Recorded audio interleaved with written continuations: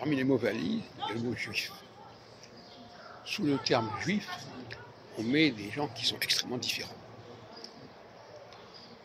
Pour moi, les vrais juifs, ceux qui ont une mission à accomplir, ce sont ce qu'on appelle les Hébreux. C'est ceux qui sont désignés dans les tout premiers chapitres du livre de l'Exode, et dont fait partie Moïse.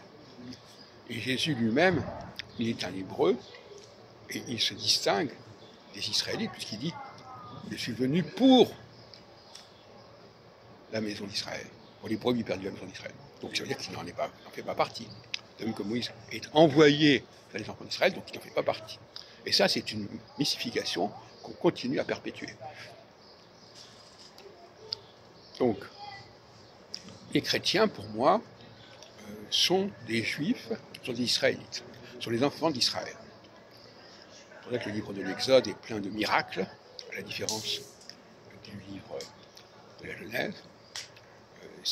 C'est une tradition d'un Dieu qui n'est pas un Dieu qui a mis en place un système, mais un Dieu auquel on peut s'adresser et qui peut à chaque instant corriger, modifier son système, intervenir. En fin de compte, on n'est plus du tout dans le système.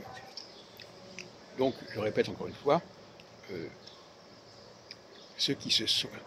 les Juifs, entre guillemets, qui se sont convertis, qui sont allés vers Jésus, n'étaient pas des Hébreux, et ils étaient des chrétiens. Et donc, finalement, on peut dire que d'une certaine manière, les Israéliens aujourd'hui sont en grande partie des Israélites, et ils sont dans la même démarche quelque part que les chrétiens.